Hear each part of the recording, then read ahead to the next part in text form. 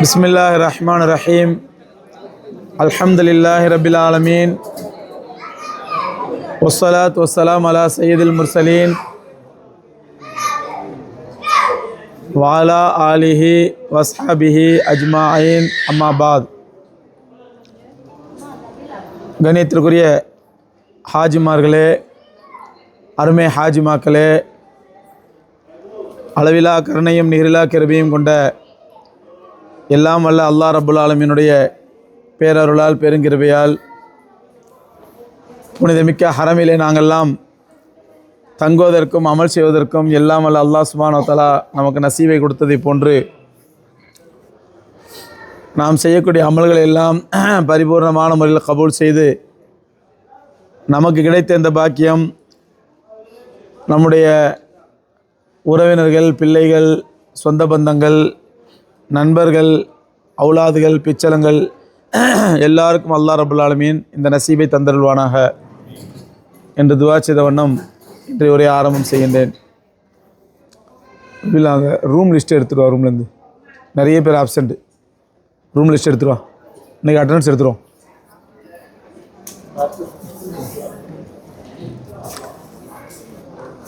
அன்புக்குரியவர்களே, நேற்றைய தினம் பயானிலே ஹதரத் இப்ராஹிம் அலைஹிஸ்ஸலாத்து வஸ்ஸலாம் அவர்கள் தங்களுடைய மகனை அறுத்து பலியிடுற மாதிரி கனவு கண்டாங்க. உடனே அறுத்து பலியிடுறதற்கு ஆயத்தமானாங்க. ஏன்னா நபிமார்களுடைய கனவு அது அல்லாஹ்வுடைய வஹி என்ற விவரங்கள்லாம் நேற்று பார்த்தோம். இப்ராஹிம் அலைஹிஸ்ஸலாம் தன்னுடைய மகனை அறுத்து பலியிடுறதற்கு ஆயத்தம் செய்யப்பட்டாங்க.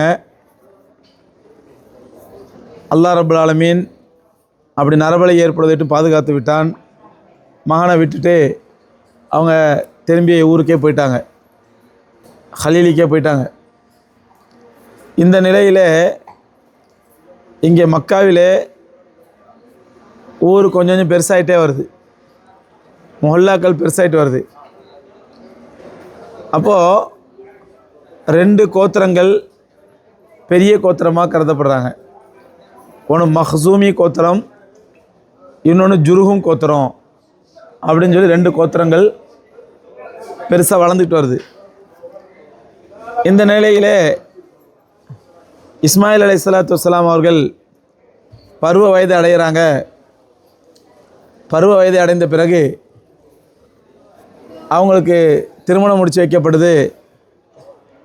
திருமணம் முடிக்கிறது எங்கண்டா மஹ்சூமி கோத்திரத்திலிருந்து ஒரு பெண்ணை பார்த்து ஹாஜரா அம்மையார் கல்யாணம் முடித்து வச்சிடுறாங்க. இப்ராஹிம் அலைஹிஸ்ஸலாத்து வஸ்ஸலாம் அவர்கள் நீண்ட இடைவெளிக்கு பிறகு மனைவியும் பிள்ளையும் பார்க்கலான்னு சொல்லி மக்காவுக்கு வர்றாங்க. மக்காவுக்கு வந்த பிறகு தான் தெரியுது அவங்களுடைய மனைவியார் மௌத்தாயிட்டு இருந்தாங்க. வீட்டுக்கு போகிறாங்க. வீட்டில் மகனை பார்க்குறாங்க, மகனும் இல்லை. வீட்டில் ஒரு இளம் பெண் இருக்கிறாங்க. எந்த கோத்திரம் சேர்ந்தவங்க? எந்த கோத்திரம்? மஹ்சூமி கோத்திரத்தை சேர்ந்தவங்க. அந்த பெண் வீட்டில் இருக்கிறாங்க. இப்ராஹிம் அலைஹிஸ்ஸலாத்து வஸ்ஸலாம் புரிஞ்சுக்கிட்டாங்க, தன்னுடைய மகன் வீட்டில் இல்லை, இது யார்? தன்னுடைய மருமகள்னு புரிஞ்சுக்கிட்டாங்க. புரிஞ்சுக்கிட்டு அந்த அம்மாவுக்கு இவங்க யாரும் தெரியல. அந்த அம்மாவுக்கு இப்ராஹிம் அலைஹிஸ்ஸலாம் யாரும் தெரியல. இவங்க புரிஞ்சுக்கிட்டாங்க இது நம்முடைய மருமகள்ண்டு. அப்போ வந்து கேட்குறாங்க, எங்கம்மா இஸ்மாயில் இல்லையாம்மா அப்படிங்கிறாங்க. அந்த அம்மா இல்லைங்க, அவர் வெளியே போயிருக்காருங்க அப்படிங்கிறாங்க. அப்படியே வீட்டில் நல்லா இருக்கீங்களாம்மா? ஏதோ இருக்கிறோம், ஓடிக்கிட்டு இருக்குது, வாழ்க்கை ஓடிக்கிட்டு இருக்குது அப்படின்னு ரொம்ப சலிப்பாக சொல்கிறாங்க. அடுத்த வார்த்தை கேட்குறாங்க, வீட்டில் என்னம்மா இருக்குது? வீட்டில் ஒரு மண்ணு இல்லைங்க. வீட்டில் சாப்பிடுதாதான்னு கேட்குறாங்க. வீட்டில் ஒன்றும் இல்லைங்க, ஒரு மண்ணும் கிடையாது வீட்டில் அப்படின்னு தன்னோட வீட்டுடைய வறுமையையும் அவர்கிட்ட ரொம்ப சலிச்சிக்கிறாங்க. உன் கணவர் எப்படிமா நல்லா வச்சுக்கிறாராம்மா அப்படின்னா? வச்சுக்கிறாரு, அது பாட்டுக்கு போகுது வருது, எங்கேயோ போகுது எங்கேயோ வருது அப்படின்னு ரொம்ப சலிப்பாக என்ன பண்ணுறாங்க, பதில் சொல்கிறாங்க. இது கேட்ட இப்ராஹிம் அலைஹிஸ்ஸலாத்து ரொம்ப மன வருத்தமாகிடுது. இப்படி தன்னுடைய கணவனை பற்றி ஒரு யாருன்னே தெரியாத ஒருத்தர்கிட்ட, அந்த அம்மா பொறுத்தவரை அப்படி தானே, ஒரு அந்நிய ஆண் இவங்களுக்கு தான் தெரியும் அவங்க மருமாண்டு. ஆனால் அந்த அம்மாவுக்கு இது மாமனான்னு தெரியாது. அப்போது ஒரு 3வது நபர்கிட்ட தன்னோட கணவரை பற்றி ரொம்ப மட்டமாக பேசுகிறது, ரொம்ப சலிப்பாக பேசுகிறது அப்படிங்கிற இந்த குணம் ஒரு மனைவியாக இருப்பதற்கு தகுதியற்ற குணம். ஏன்னா அல்லாஹ் ரப்பல் ஆலமீன் கணவன் மனைவி உறவை பற்றி குர்ஆனில் சொல்லும்போது சொல்கிறான், ஹுன்ன லிபாசுல் லக்கும் வஅன்தும் லிபாசுல் லஹுன்ன. நீங்கள் அவர்களுக்கு ஆடை, அவர்கள் உங்களுக்கு ஆடை. நீங்கள் அவங்களுக்கு ஆடை, அவங்க உங்களுக்கு ஆடை அப்படிங்கிறான். இதுதான் அந்த இஸ்லாத்தில் ஒரு ஆண் பெண்ணுக்கான ஒரு சம உரிமை. இன்றைக்கி ஆண் பெண் சம உரிமையான்னு கேட்குறாங்களே. இஸ்லாம் சொல்லக்கூடிய அழகான சம உரிமைன்னா ஒரு கணவன் மனைவியுடைய பாண்டிங் எப்படி இருக்கணும்னு சொன்னால், ஒரு கணவன் மனைவி ரிலேஷன்ஷிப் உறவு எப்படி இருக்கணும்னு சொன்னால், நீங்கள் அவர்களுக்கு ஆடை, அவர்கள் உங்களுக்கு ஆடை அப்படிங்கிறான் அல்லாஹ். இதுக்கு பிறகு நம்ம தமிழ்நாட்டில் பெண்ணுரிமை பேசக்கூடிய ஒரு கவிஞர் ஒருத்தர் வந்தார். பெண்ணுரிமையை பற்றி ரொம்ப அழகாக கவிதை பாடினவர் இவர் அப்படின்னு சொல்லி. யாரும் தெரியுமா? பாரதியார். எல்லாம் பளிச்சுன்னு சொல்லுவோம். பெண்ணுரிமை கவிஞர் யார்? பாரதியார். அது சுதந்திர போராட்ட வீரர்னு சொல்லிப்போம் அவரை. அவர் யாருங்க? சுதந்திர போராட்ட வீரர். எப்பேற்பட்ட வீரர் அப்படின்னா, வந்து அப்படி இப்படி உட்காருங்க. தர்த்தியெல்லாம் பண்ணிட்டு சலசலப்பாகுது. வரவங்க அப்படி இப்படி எங்கெங்க இடத்துல அப்படி உட்காந்துக்கிட்டோம். இவர் எப்பேற்பட்ட சுதந்திர போராட்ட வீரர்னா, தமிழ்நாட்டில் இருந்தார். தமிழ்நாட்டில் ஏதோ 2 சுதந்திர பாட்டு எழுத உடனே போலீஸ் தேட ஆரம்பிச்சிட்டான். இங்கே தப்பிச்சு எங்கே ஓடி போயிட்டார்? ஏன்? அங்கே ஃப்ரெஞ்சு ஆட்சி. அங்கே யாரும் இல்லை, பிரிட்டிஷ் ஆட்சி இல்லை, ஃப்ரெஞ்சு ஆட்சின்னு பயந்து எங்கே ஓடி போயிட்டார்? அங்கே போய் உட்காந்துட்டாரு. அங்கே போய் உட்காந்துட்டு முழங்கினாரு, அச்சமில்லை அச்சமில்லை அச்சம் என்பதில்லையே. என்ன சொன்னார்? அச்சமில்லை அச்சமில்லை அச்சம் என்பதில்லையே, உச்சி மீது வானிருந்து வீழுகின்ற போதிலும் அப்படிலாம் கவிதைலாம் பாடினார். எங்கே போய் உட்காந்துக்கிட்டு? பாண்டிச்சேரி போய். அவ்வளோ பேர் வீரமான கவிஞர் அவர். அவர் பெண்ணுரிமையை பற்றி என்னன்னா, அந்த கும்மி பாட்டு ஒன்று, கும்மி அடி பெண்ணை கும்மி அடி நான் பாடினோடனே பெண்ணுரிமையை பற்றி ஒரே காரணம் அவன் பார்ப்பான். அந்த பாரதியார் பார்ப்பான். அதனால் அவனை தூக்கி தலை வச்சு கொண்டாடினாங்க. இல்லைண்டா, அந்த பாரதியார் கொடுத்த பெண்ணுரிமையை பாருங்கள். அவர் தன்னுடைய மனைவியை பாடுறாரு. பாரதியார் தன் மனைவியை பற்றி பாடுறாரு. என்ன பாடுறாரு? வீணையடி நீ எனக்கு, மீட்டும் விரல் நான் உனக்கு, ஆடையடி நீ எனக்கு, அணியும் மேனி நான் உனக்கு. கணவன் மனைவி பாண்டிங்கை பற்றி சொல்கிறாரு. கணவன் மனைவி உறவு எப்படி இருக்கணுமா? வீணையடி நீ எனக்கு, மீட்டும் விரல் நான் உனக்கு. வீணைக்கு எப்போ தான் மதிப்பு? மீட்டில் இசை வந்தால் தானே மதிப்பு. நல்லதோ ஒரு வீணை செய்து நலங்கட புழுதியில் எறிவதுண்டோன்னாங்கல்ல. அப்போ நான் வீணை செஞ்சு புழுதியில்பட ஒரு பிரயோஜனம் இல்லை. அப்போ வீணை இருக்குன்னா அதை என்ன பண்ணணும்? மீட்டணும். அப்போ நீ தான் வீணனா, வீணையடி நீ எனக்கு, மீட்டும் விரல் நான் உனக்கு. அந்த வீணையை வாசிக்கிற விரல் யார் தான்? நான் தான். அப்போ என்ன அர்த்தம்? நான் இருந்தால் தான் உனக்கு மதிப்பு. நான் இருந்தால் தான் உனக்கு மதிப்பு. ஆடையடி நீ உனக்கு, ஆடையடி நீ எனக்கு, அணியும் மேனி நான் உனக்கு. ஒரு ஆடை பீரோ உள்ள இருந்தால் மதிப்பா, இல்லை ஆம்பளை எடுத்து போட்டால் மதிப்பா? போட்டால் தான் மதிப்பு. அப்போ ஆடையடி நீ எனக்கு, நீ எனக்கு ஆடைன்னா, அணியும் மேனி நான் உனக்கு. அணிகிற மேனி யார் தான்? நான் தான் உனக்கு. அப்போது இவர் என்ன சொல்கிறாரு? பொம்பளைக்கு தனிப்பட்ட முறையில் எந்த மதிப்பு மரியாதை கிடையாது, ஒரு ஆம்பளை இருந்தால் தான் மதிப்பு அப்படின்னு சொன்ன ஒரு பெண்ணுரிமை கவிஞரான்.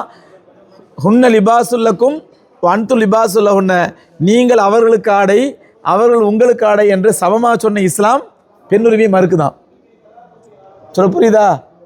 அல்லாஹ்னு சொல்கிறான், நீங்கள் அவர்களுக்கு ஆடை, அவர்கள் உங்களுக்கு ஆடை. இது சமத்துவமா இல்லையா? நீ அவங்களுக்கு ஆடை, அவங்க உங்களுக்கு ஆடை. இது சமத்துவமா இல்லையா? ஆனால் அவர் என்ன சொன்னார்? ஆடையடி நீ எனக்கு, அணியும் மேனி நான் உனக்கு.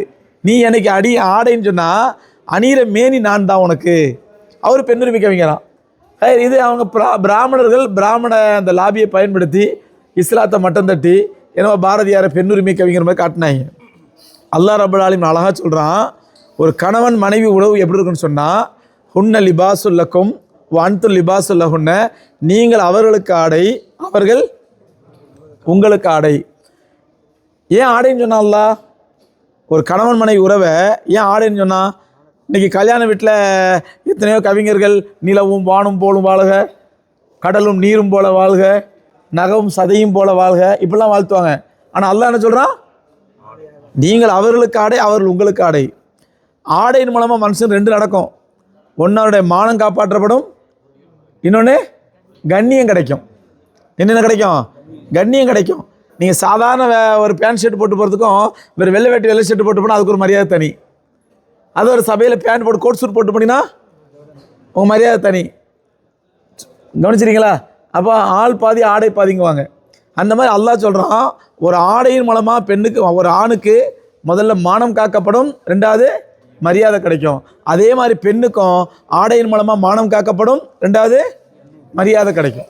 ஒரு பெண்ணு புர்கா போடாமல் தலைவிரி குளமாக போகிற பொண்ணுக்கும் ஒரு புர்கா போட்டு ஹிஜாபோட போகிற பொண்ணுக்கு மரியாதை இருக்குதா இல்லையா? ஆடையின் மூலமாக கண்ணியம் கிடைக்குதா இல்லையா? அப்போ அல்லாஹ் ரப்புல் ஆலமீன் கணவன் மனைவி உறவை ஏன் ஆடைக்கு சொல்கிறான்னா, கணவன் மூலமாக மனைவியின் மானம் பாதுகாக்கப்பட வேண்டும், மனைவியின் மூலமாக கணவனுடைய மானம் பாதுகாக்கப்பட வேண்டும். ஒரு கணவன் மூலமாக மனைவிக்கு கண்ணியம் கிடைக்கணும், மனைவியின் மூலமாக கணவனுக்கு கண்ணியம் கிடைக்கணும். இதனால தான் அல்லாஹ் ரப்புல் ஆலமீன் ஆடையை சொல்கிறான். அங்கே இப்ராஹிம் அலைஹிஸ்ஸலாத்து வஸ்ஸலாம் பார்க்குறாங்க, அவங்க மருமகள்கிட்ட இந்த குணம் இல்லை. எந்த குணம்? கணவனுடைய மானத்தையும் காப்பாற்றலை, கணவனுடைய கண்ணியத்தையும் காப்பாற்றலை. ஒரு பெண் தன்னுடைய கணவனுடைய மானத்தை காப்பாற்றவில்லை என்றால், அல்லது கணவனுடைய கண்ணியத்தை காப்பாற்றவில்லை என்றால் அவள் மனைவியாக இருப்பதற்கு அருகதையற்றவள். ஒரு ஆண் தன்னுடைய மனைவியின் மானத்தை காப்பாற்றவில்லை என்றால், ஒரு ஆண் தன்னுடைய மனைவியினுடைய கண்ணியத்தை காப்பாற்றவில்லை என்றால் அவன் கணவனாக இருப்பதற்கு, இதான் இஸ்லாம் சொல்லக்கூடிய கணவன் மனைவியுடைய பாண்டிங் உறவு. ஒரு கணவன் மூலமாக மனைவிக்கு மானம் காப்பாற்றப்பட வேண்டும், கண்ணியம் கிடைக்கணும். மனைவி மூலமாக கணவனுடைய மானம் காப்பாற்றப்பட வேண்டும், கண்ணியம் கிடைக்கணும். இது ரெண்டில் ஒன்று நடக்கலை அப்படின்னு சொன்னால் அந்த பெண்ணும் மனைவியாக இருப்பதற்கு அருகதையற்றவள், ஆணும் மனைவியாக கணவனாக இருப்பதற்கு அருகதையற்றவள். இதுதான் ஷரியத் சொல்லக்கூடிய, மார்க்கம் சொல்லக்கூடிய பாடம். அந்த அடிப்படையில் தான் இப்ராஹிம் அலைஹிஸ்ஸலாம் வந்து கேட்குறாங்க, அண்ணா அந்த அம்மா தன்னுடைய கணவனுடைய கண்ணியத்தை வீட்டில் வறுமையே இருக்கலாம், வீட்டில் வறுமையே இருக்கலாம், இருந்தாலும் அந்த அம்மா என்ன பண்ணோம், ஒரு அந்நியான்ட்ட தன்னுடைய கணவனை பற்றி குறை சொல்லக்கூடாது. எந்த ஒரு பெண்ணுமே இன்றைக்கி தாய்மார்கள் என்ன பண்ணுறாங்க, கணவன்கிட்ட சின்ன அதிருப்தி இருந்தால் உடனே பார்க்குறவங்களாம் சொல்லி புலம்புவாங்க. பெரிய தவறு அது. யார்கிட்ட சொல்லலாம்? ஒரு கணவனுடைய குறையை, மனைவி குறை இல்லாமல் இருக்காது, கணவன்கிட்ட குறை இருக்கும். அந்த குறை யார்கிட்ட சொல்லணும்? கணவன்கிட்ட சொல்லணும், அது கணவனுடைய பெற்றோர்கிட்ட சொல்லணும். கணவன்கிட்ட சொல்லணும், அது கணவன் பெற்றோர்கிட்ட சொல்லணும். இந்த ரெண்டு பேர் அல்லாத, கணவனோ கணவனுடைய பெற்றோர் அல்லாத மூன்றாவது நபரிடத்திலே ஒரு பெண் தன்னுடைய கணவனை பற்றி குறை சொன்னால் அவள் மனைவியாக இருப்பதற்கு அருகதையற்றவள். அதே மாதிரி மனைவிட்ட குறை இருக்கும் கணவனுக்கு, அந்த கணவன் என்ன பண்ணி யார்கிட்ட சொல்லணும்? மனைவிட்டே சொல்லி திருத்தணும். அதை மனைவிட்டே சொல்லி திருத்தணும். அது உட்காந்துருங்க எல்லாம் நின்று, அது பெரிய கூட்டமாக தெரியும், இல்லை ஆகிறவனு பெரிய கூட்டமாக தெரியும், பெருங்கொண்ட கூட்டம் உட்காந்துருக்காங்கண்டு நாளையில நிறுத்தி நின்றுவான். கொஞ்சம் உட்காந்துருங்க, முன்னாடி வந்துருங்க, பின்னாடி வரல இடம் கொடுங்க.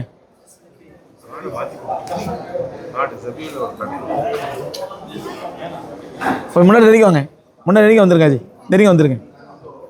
மாஷா அல்லாஹ், அல்லாஹ் கிருபை செய்வோம், வாங்க.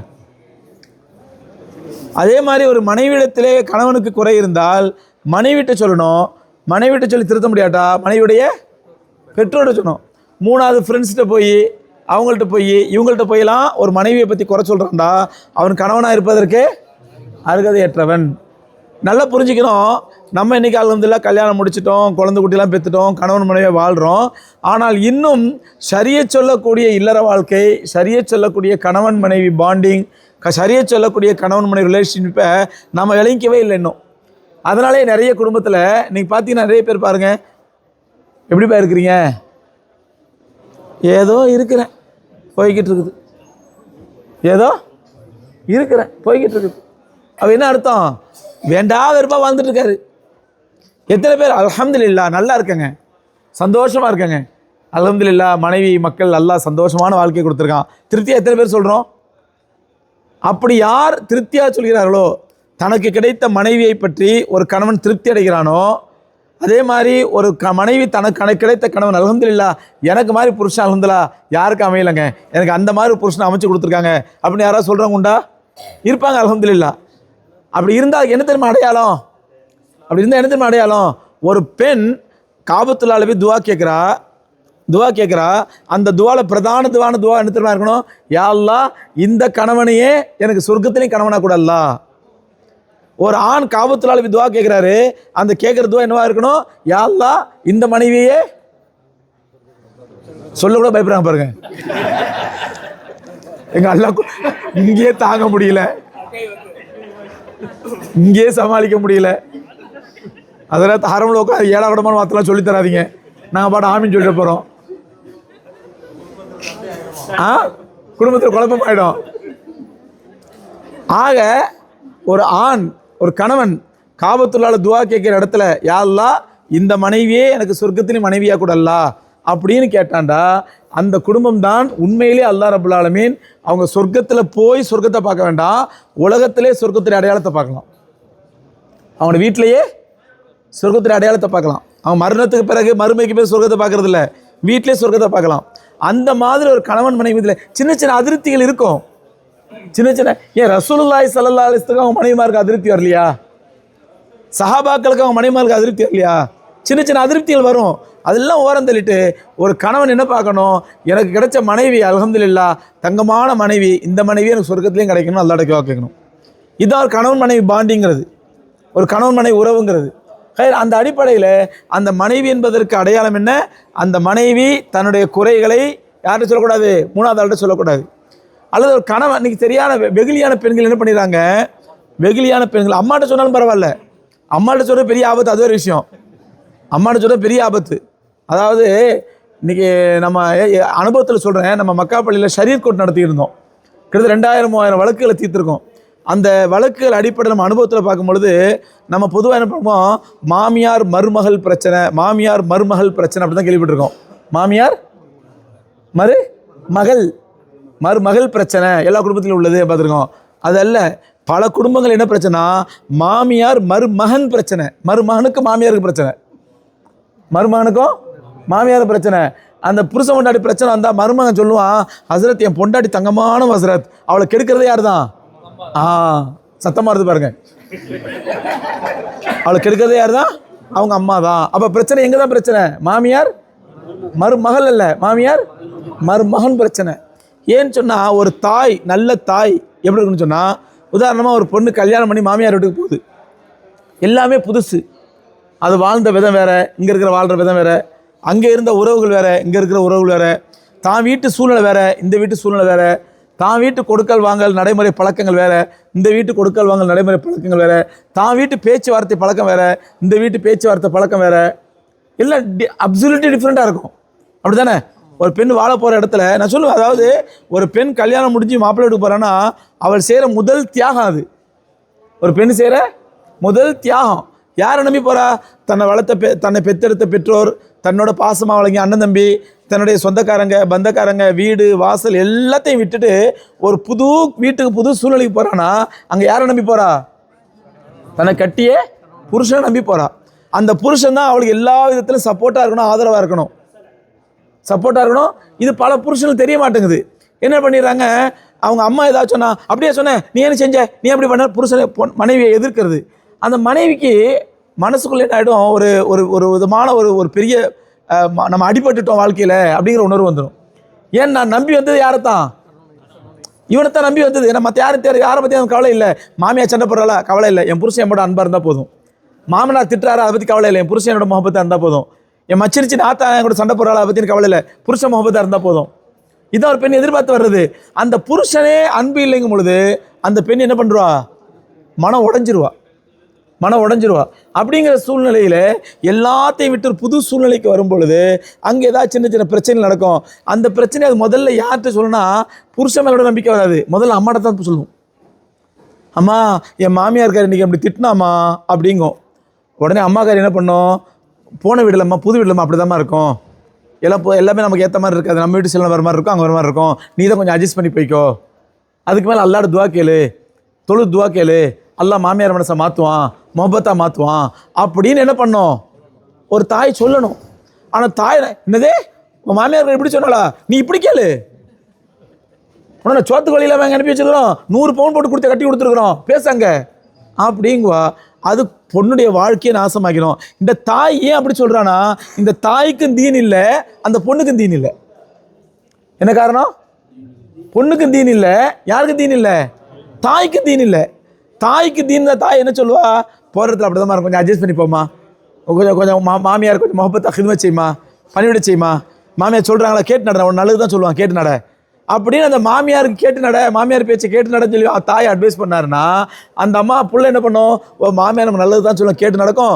ஒரு கால் மாமியார் கோபமாக இருந்தால் கூட தான் பேச்சை கேட்டு நடக்கும்போது மாமியார் என்ன வந்துடும், முகப்பத்து வந்துடும். சொல்ல புரியுங்களா? இதெல்லாம் இஸ்லாம் கற்றுத்தரக்கூடிய நமக்கு அழகான படிப்பினைகள். அந்த அடிப்படையில் தான் ஒரு பெண்ணு எந்த காரணத்தை கொண்டும் தன்னுடைய கணவனை பற்றிய குறைகளையோ, கணவனை அதே மாதிரி ரசூலுல்லாஹ் இன்னொரு ஹதீஸ் சொன்னாங்க, பிரபலமான ஹதீஸ். இன்றைக்கி நம்ம சமுதாயத்தில் உள்ள பெரிய முசீபத்து நம்ம அதெல்லாம் கடந்து வந்திருப்போம். நம்ம இப்போ உள்ள ஜெனரேஷன் நான் போய் சொல்லணும். இந்த இந்த ஹதீஸ் யாருக்குமே தெரியறதில்ல.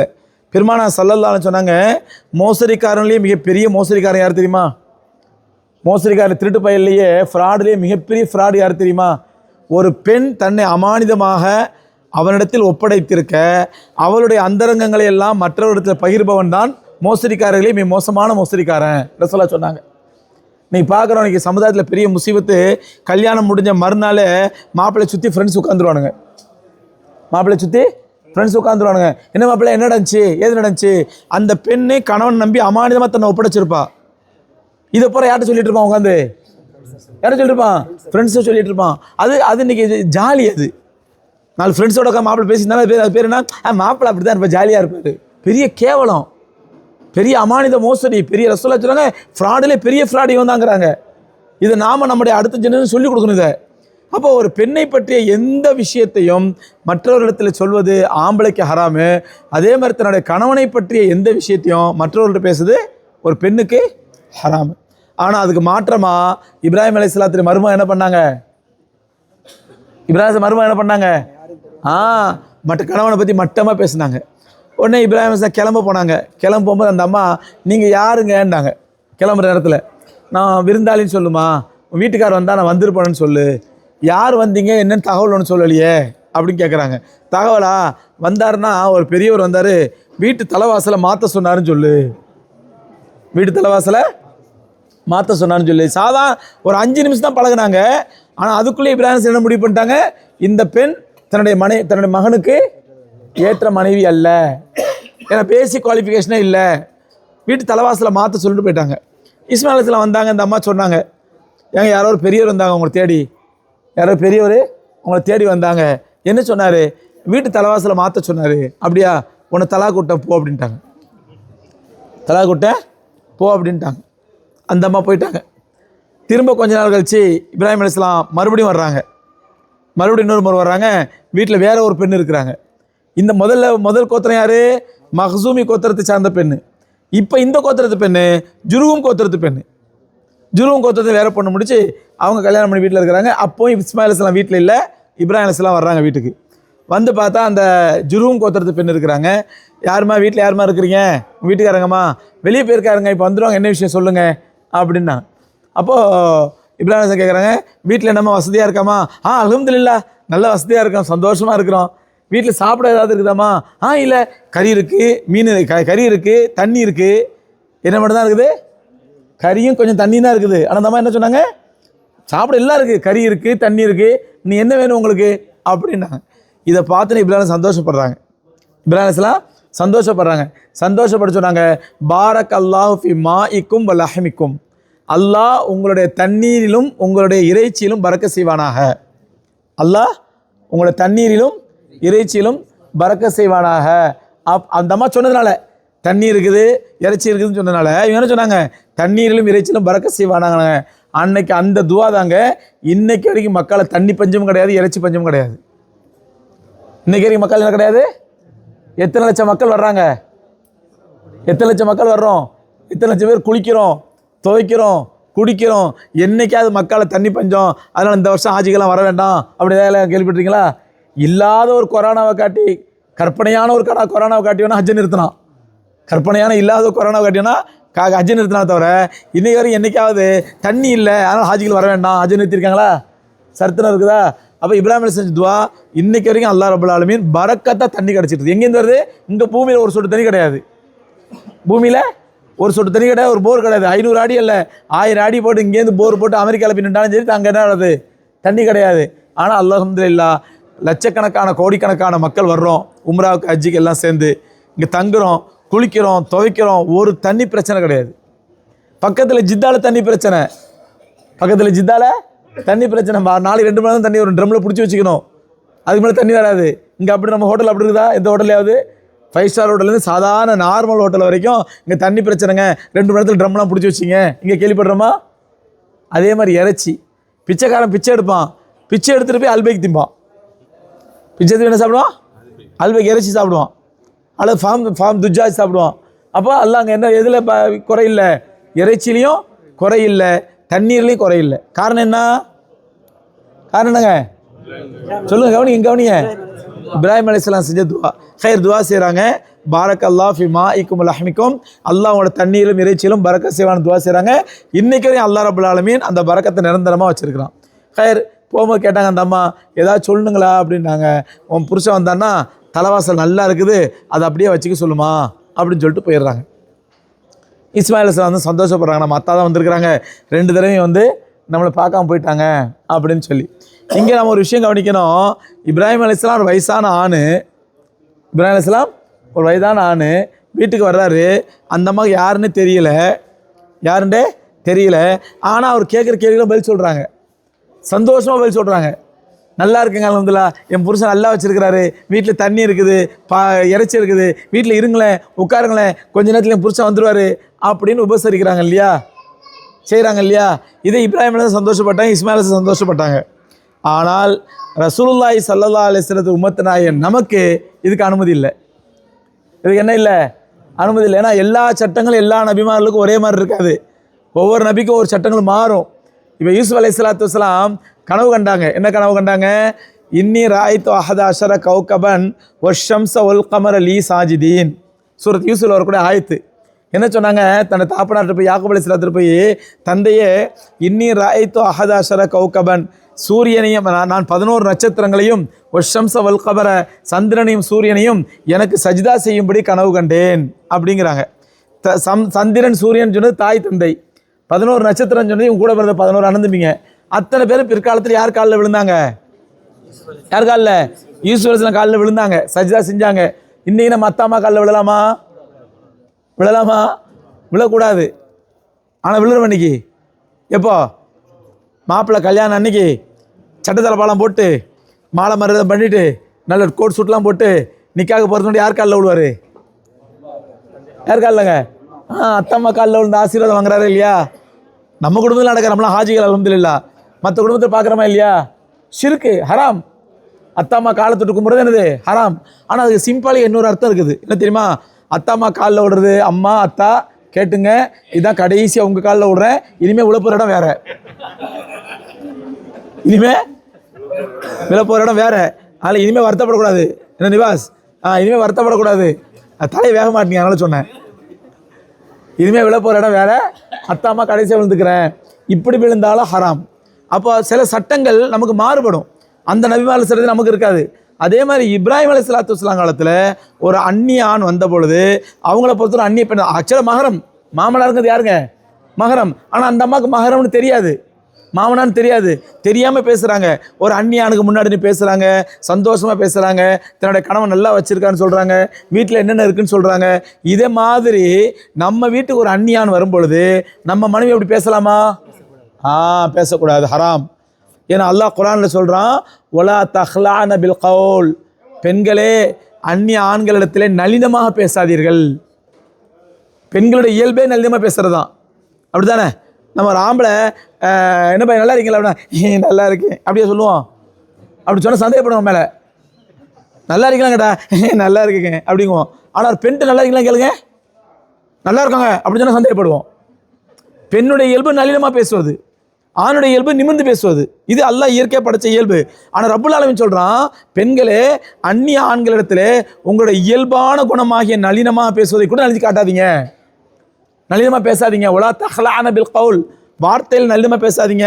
இன்றைக்கி நம்ம பார்க்குறோம், அல்லாஹ் பாதுகாக்கணும், ஒரு கல்யாணம் வீடு வந்துட்டா அங்கே பெண்களும் ஆண்களும் சொந்தக்காரன் தானே, என் அண்ணன் மாதிரி, என் தம்பி மாதிரி, எங்கள் ஒன்றுட்டு சித்தப்பா மகன், ஒன்றுட்டு பெரியப்பா மகன், அங்கே ஜாலியாக பேசுறதுன்னா, அரட்டடிக்கிறதுனா, சிரிக்கிறதுனா, அல்லாஹ் பாதுகாக்க இன்னும் தொட்டு தொட்டு பேசுறதுனா, இந்த அம்மா அவரை தட்டி தட்டி பேசுவாங்க, அவர் இந்த அம்மா தட்டி பேசுவாங்க, நவுது பில்லா. எவ்வளோ ஹராம் இது. இது அப்படியே காஃபிருடைய கலாச்சாரம். காஃபிருடைய கலாச்சாரம் மூமினான பெண்ணுடைய கலாச்சாரம் அல்ல. ஒரு மூமினான பெண்ணை அந்நிய ஆணுக்கு முன்னாடி நின்று பேசவே கூடாது. பேச வேண்டிய நிர்பந்தம் ஏற்பட்டால் தலையை குனிஞ்சிட்டு பேச நவுந்துடுற அந்த இடத்த விட்டு. இன்னைக்கு நம்ம சிரிச்சு பேசுறதுனா ஏன் பேச அல்லாஹ் ஹராமாக்கிட்டான். வலா தஹ்லான பில் கவுல், பெண்களே நளினமாக பேசாதீர்கள். பேசுனா என்ன ஆகும் தெரியுமா? அது சொல்கிறான் அல்லாஹ். பேசுனா என்ன ஆகும் தெரியுமா? வலா தஆலா தஹ்லான பில் கவுல் ஃபயத்மா அல்லதி ஃபி கல்பிஹி மரத், யாருடைய உள்ளத்திலே பாவ நோய் இருக்கிறதோ அவன் உங்கள் மீது ஆசை கொள்ளக்கூடும். நீ நடக்குமா நடக்காதாங்க? நடக்குமா நடக்காதா? யோசிக்கணும். நம்ம ஆண்கள் எல்லாமே திருட்டு பயலுங்க. நல்லா மறைச்சு ஞாபகம் வச்சுங்க. ஆம்பளைங்க அத்தனை பேருமே யார் தான்? யார் என்ன உட்பட சொல்கிறேங்க. ஆம்பளைங்க எல்லாமே திருட்டு பயலுங்க. நம்ம பாவம் செய்யாமல் இருக்கிறோம்னா பாவம் செய்யறதுக்கான வாய்ப்பு கிடைக்கல. பாவம் செய்யறதுக்கான வாய்ப்பு கிடைக்கல. அல்லாஹ் இயல்பாகவே இயற்கையாகவே ஆண்களை எப்படி படைச்சிருக்கான்னா, ஒரு அந்நிய பெண்ணை பார்த்த ஒரு செகண்ட் ஓகே, அடுத்த செகண்டு அவனோட உள்ளத்தில் தப்பான என்ன வர ஆரம்பிக்கும். வர ஆரம்பிக்கும். அப்பதான் மனுஷன் அவன். அதனால தான் அல்லாஹ் சொல்றான், அந்நிய பெண்ணை உற்று பார்க்காத. அந்நிய பெண்ணை உத்து பார்க்காத. முதல் தடவை பார்த்தியா, பார்வை பட்டுருச்சா, ஓகே முடிஞ்சு, அடுத்த தடவை பார்வை திருப்பிடு. தொடர்ந்து பார்த்தால் அந்த பார்வையின் மூலமாக ஷைத்தான் விளையாட ஆரம்பிச்சிருவான். சில பேருக்கு 2 செகண்ட்லேயே வரும், சில பேருக்கு 5 செகண்டில் வரும், சில பேர் 10 செகண்டில் வரும், சில பேருக்கு 1 மணி நேரம் கழிச்சு வரும். ஆசை, கெட்ட ஆசை. ஆக வாய்ப்புகளை பொறுத்து. அதனால தான் அல்லாஹ் சொல்கிறான், மஹரமான ஆண்களை தவிர எவ்வளோ பெரிய அஜர்த்தா இருந்தாலும் சரி, எத்தனை கிலோ தாடி வச்சிருந்தாலும் சரி, எத்தனை மலத்து தொப்பி போட்டிருந்தாலும் சரி, எத்தனை மீட்டர் ஜுப்பா போட்டிருந்தாலும் சரி, யாரையும் நம்பாதீங்க பெண்களே, யாரையும் நம்பாதீங்க. பெருமானா ஸல்லல்லாஹு அலைஹி வஸல்லம் உத்தம நபி, கண்ணிய நபி பெருமானா ஸல்லல்லாஹு அலைஹி வஸல்லம் பள்ளிவாசலில் உட்காந்துருக்குறாங்க. அவங்களுடைய மனைவி உம்மு சலமா ரலியல்லாஹு தஆலா பேசிகிட்டு இருக்கிறாங்க. பள்ளிவாசல் வாசலில் உட்காந்து ரசூலுல்லாஹும் அவங்க மனைவி வந்தாங்க, உட்காந்து பேசிகிட்டு இருக்காங்க. இருட்டில், அந்த இடம் இருட்டாக இருந்துச்சு, பேசிக்கிட்டு இருந்தாங்க. ஒரு சஹாபி அப்படி கிராஸ் பண்ணி போனார். போனவர் இப்படி திரும்பி வந்து இப்படி உத்து பார்க்குறாரு. திரும்பி வந்து ஒரு 2 நிமிஷம் பின்னாடி வந்து ரசூலா மாதிரி இருக்குதே, ரசூலா பக்கத்தில் ஒரு பொம்பளை உட்காந்து பேசிட்டு இருக்காங்க அப்படின்னு போயிட்டாரு. ரசூலா வெளியே ஒடியாந்தாங்க. இங்கே வாப்பா அங்கே வா கூப்பிட்டாங்க. கூப்பிட்டு என்ன யார் ரசூலுல்லா? என் மனைவி. நல்லா கவனிங்க, என் மனைவி. அப்போ என்ன தெரியுது? அல்லாஹ்வுடைய தூதர் ஸல்லல்லாஹு அலைஹி வஸல்லம் அவர்கள் மீது கூட சந்தேகப்படக்கூடும். அல்லாஹ்வுடைய தூதர் மேலே சந்தேகப்பட முடியுமா? ஏன்? அல்லாஹ்வுடைய தூதர் உயர்ந்தவங்களா இருக்கலாம், சத்திய சஹாபாக்கள் சிறந்தவங்களா இருக்கலாம். ஆனால் எல்லாத்துக்கும் மேலே ஷைத்தான் இருக்கானே, ரொம்ப மோசமானவன், கேடுகட்டவன், ரொம்ப மோசமானவன். யாருடைய உள்ளத்திலும் எப்பொழுதும் எந்த நேரத்தில் வேணா ஷைத்தான் கெட்ட எண்ணத்தை போடுவான். எப்போ போட நமக்கே தெரியாது. இல்லை ஹஸரத், அண்ணன் மாதிரி பழகின, தம்பி மாதிரி பழகின, அவன் தான் கடைசியில் ஒரு மாதிரி ஆகிடுவான். அதுதான் இல்லையா? இன்னைக்கு ஆட்டோ டிரைவரோட மகளை அனுப்பி விடுறோம் ஸ்கூலுக்கு, காலேஜுக்கு. கார் டிரைவரோட அனுப்பி விடுறோம். ஹஸரத் தம்பி மாதிரி, ஹஸரத் அண்ணன் மாதிரி, ஹஸரத். கடைசியில் என்ன ஆகுது? எத்தனை குடும்பங்கள் நடக்குது நமக்கு தெரியாதா? பார்க்கலையா? அப்போ அல்லாஹ் ரப்புல் ஆலமீன் சொல்வது, அல்லாஹ் ரசூல் சொல்வது பொய்யாயிடுமா? ஏன்னா நல்லா புரிஞ்சுக்கணும், நம்மளை படைச்சது ரப்புல் ஆலமீன். நம்மளை படைச்சது யாருங்க? அல்லாஹ் ரப்புல் ஆலமீன். நமக்குள்ள ப்ளஸ் என்ன மைனஸ் என்ன யாருக்கு தான் தெரியும்? அவனுக்கு தான் தெரியும். நம்ம மேலே சந்தேகப்படல அல்லாஹ். நீ ஒரு கணவன் போய் ஒரு மனைவிட்டு போய் நீ என்ன அவன்கிட்ட சிரிச்சு பேசாத அப்படின்னா, அப்போ என்ன சந்தேகப்படுறீங்களா அப்படின்னு கேட்கக்கூடாது. கணவன் சந்தேகப்படலை, படைச்ச ரப்புல் ஆலமீனே சந்தேகப்படுறான். பெண்களே உங்கள் மேலே படைச்ச ரப்புல் ஆலமீனே சந்தேகப்படுறான். ஆண்களே உங்கள் மேலே. அவனுக்கு தெரியும் உன்னுடைய பலகீனம் என்ன, நீ எங்கே கவுருவ, ஷைத்தான் எங்கே வழிகெடுப்பான், நீ எப்படி வந்து மாட்டுவ, அவனுக்கு தெரியும். அதனால சொல்கிறான், கொஞ்சம் உஷாராக இருந்துக்கப்பா. அந்நிய பெண்களை பார்க்காதீங்க, அந்நிய பெண்களே பார்க்கும்படி நடந்துக்காதீங்க. அதான் அல்லாஹ் சொல்றான், வலா தஹ்லான பில் கவுல், குழஞ்சி பேசாதீங்க, ஆண்கள்கிட்ட நளினமாக பேசாதீங்க. ஏன்னா ஃபயத்மா அல்லதி ஃபீ கல்பிஹி மரத், யாருடைய உள்ளத்திலே பாவ நோய் இருக்குமோ அவன் என்ன பண்ணுவான்? உங்கள் மீது என்ன பண்ணுவான்? தப்பான எண்ணம் கொள்ளுவான், தப்பான ஆசை கொள்ளுவான். வயசான கிழவி தானே, நான் 60 வயசு கிழவி தானே, 70 வயசு கிழவி தானே, என் மேலே கூட ஆசை வந்துடும் நினைக்கிறது வாய்ப்பே கிடையாதுங்க. ஷைத்தான் எந்த நேரத்தில் எந்த ரூபத்தில் எப்படி வேணும் சொல்ல முடியாது.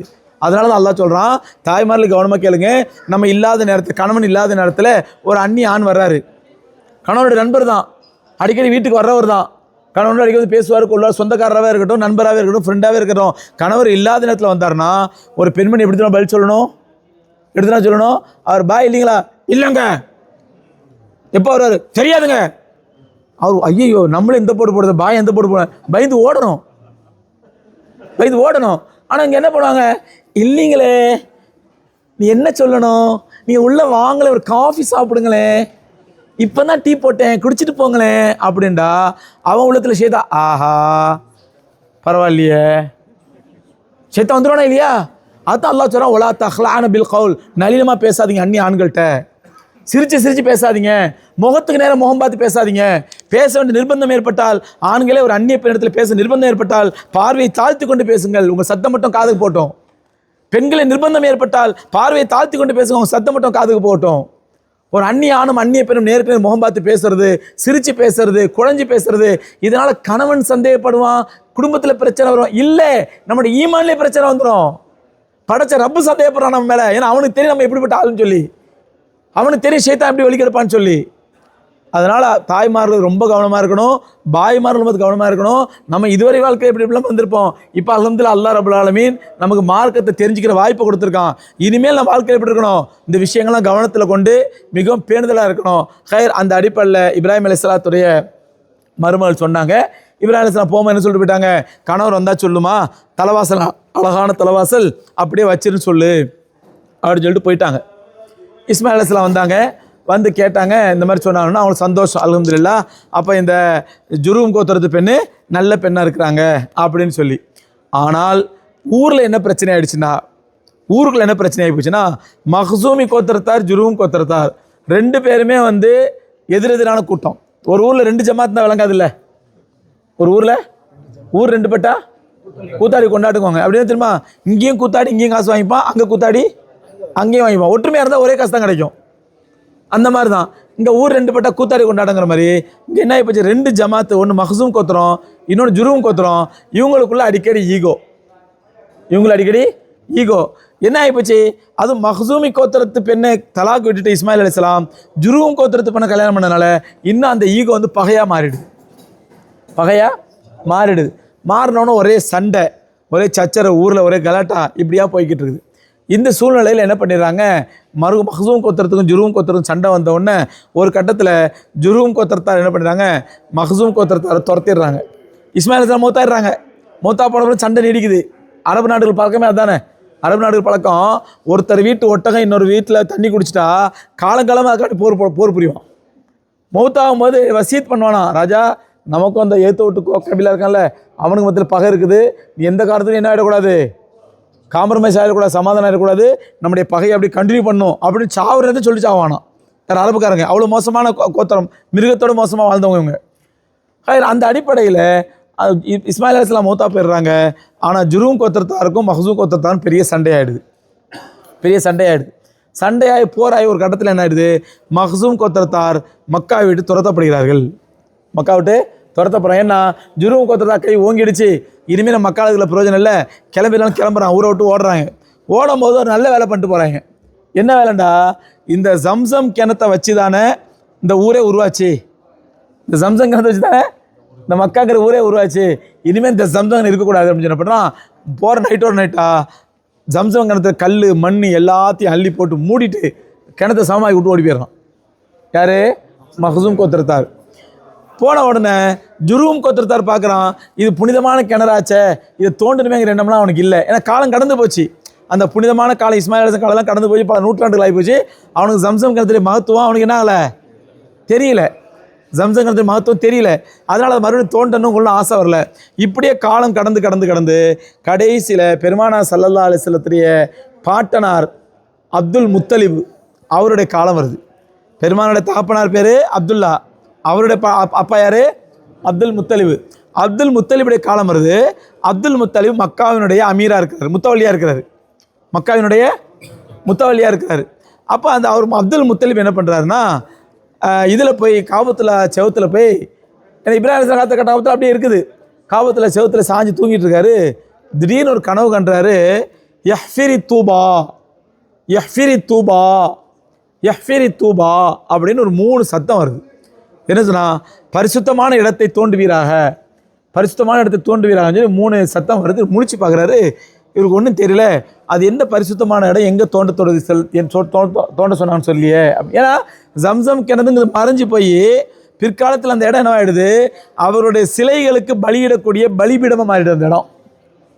சிலையில் வச்சு கும்பிட்டு இருந்தாங்கல்ல, காபத்துல்லாவுக்குள்ள 360 சிலை வச்சு கும்பிட்டால, அந்த சிலைகளுக்கு அப்பப்போ பலியிடுவாங்க. ஆடு, மாடு, ஒட்டகம், கோழி இதெல்லாம் பலியிடுவாங்க. அந்த பலியிடக்கூடிய பலியிடமாக இது பயன்படுத்தப்படுச்சு, அந்த ஜம்சம் கிணத்துடைய மேடை. அது பிற்காலத்தில் ஜம்சம் கிணறுங்கிறதே மறந்து அதுக்கு பேர் என்னவாகிப்போச்சு? என்ன ஆகிப்போச்சுங்க?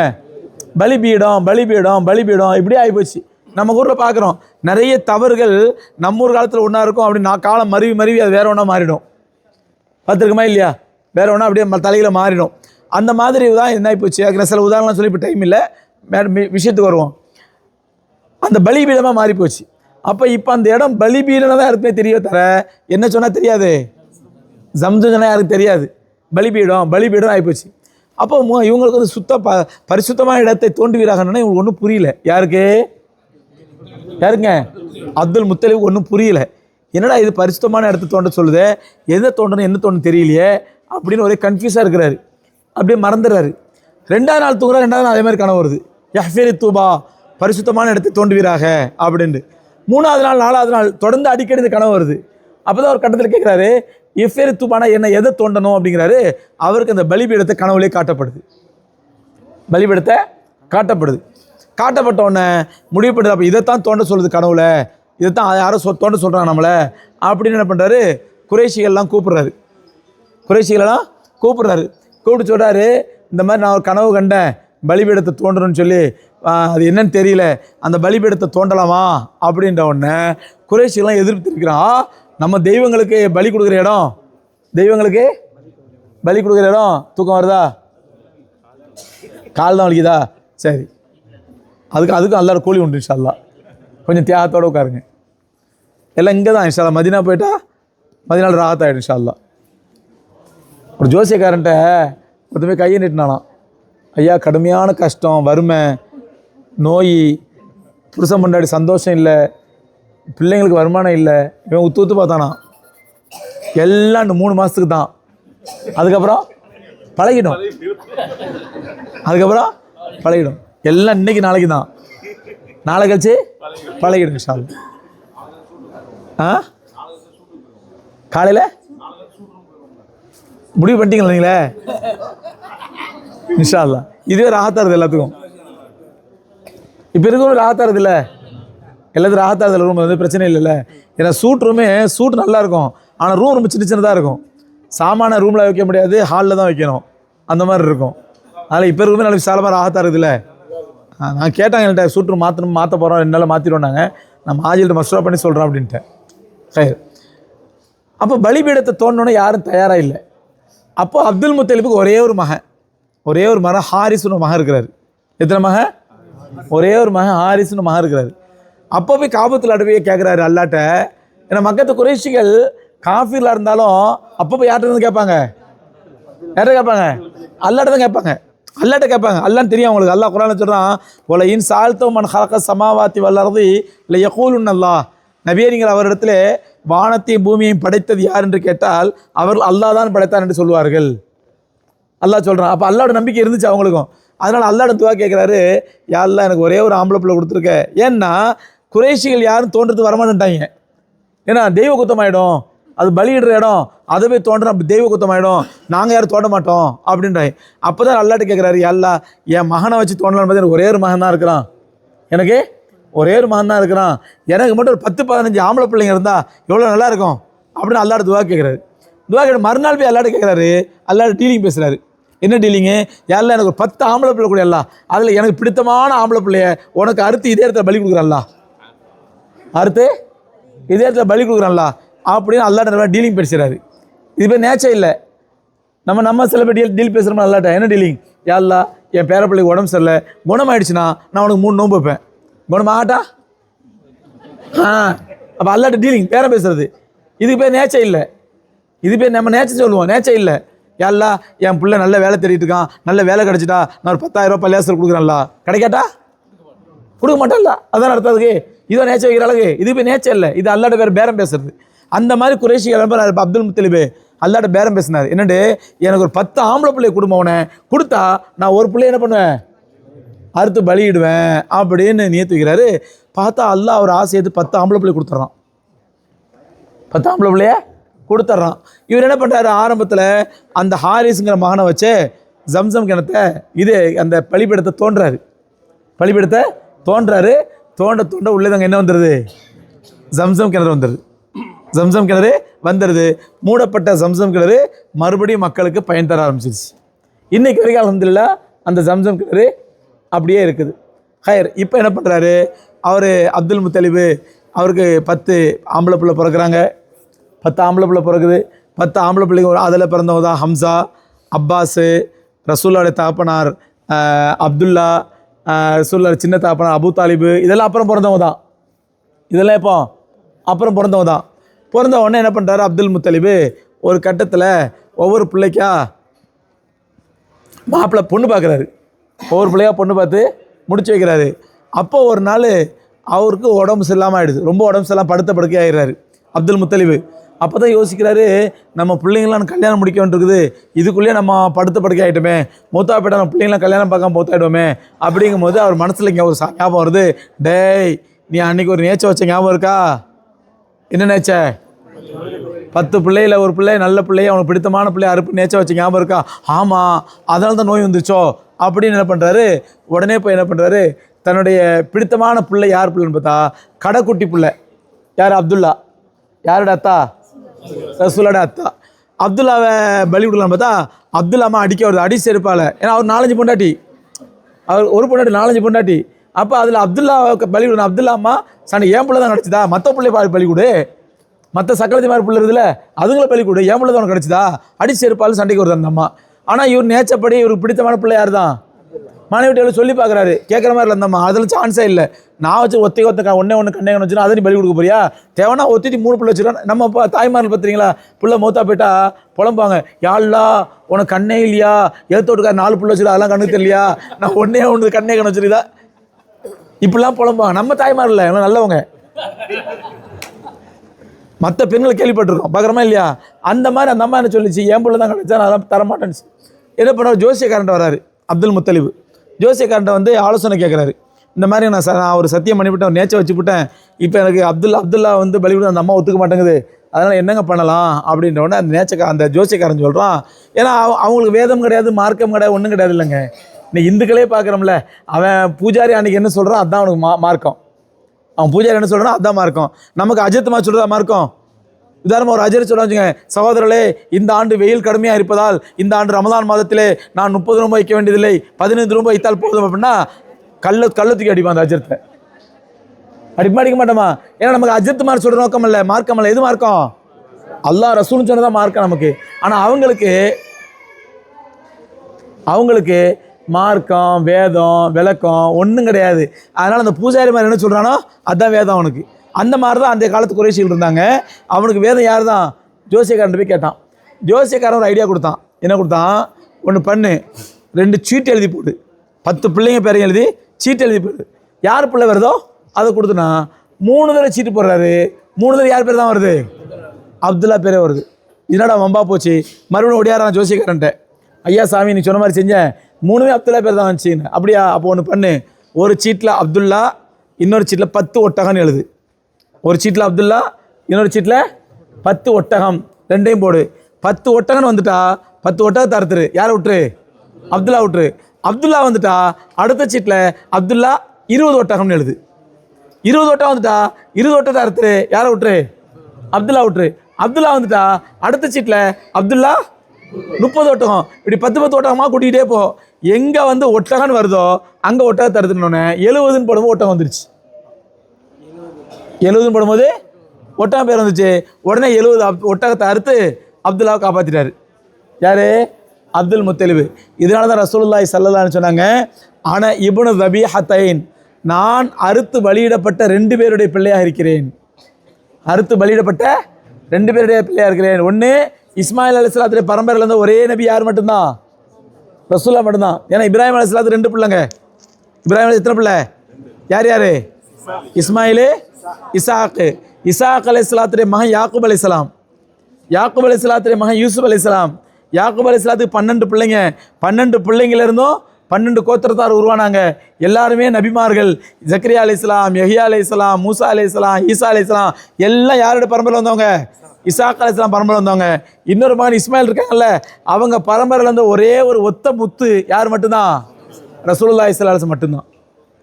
சொல்ல புரிஞ்சுங்களா? அதுதான் ரசூலுல்லாஹ் சொன்னாங்க, ஆனால் இப்னு தபீஹத்தைன், நான் அறுத்து பலியிடப்பட்ட 2 பேருடைய மகனாக இருக்கிறேன். ஒன்று என்னுடைய மூதாதை இஸ்மாயில் அலைஹிஸ்ஸலாம், அவங்களே அறுத்து பலியிடுக்கு அல்லாஹ் ஆயத்தம் செய்யப்பட்டான், அவருடைய பரம்பரையிலிருந்து ஒரு மகனாக இருக்கிறேன். 2வது என்னை பெத்த தந்தை அப்துல்லா, அவரும் என்ன பண்ணார்? அறுத்து பலியிட ஆயத்தம் செய்யப்பட்டார்.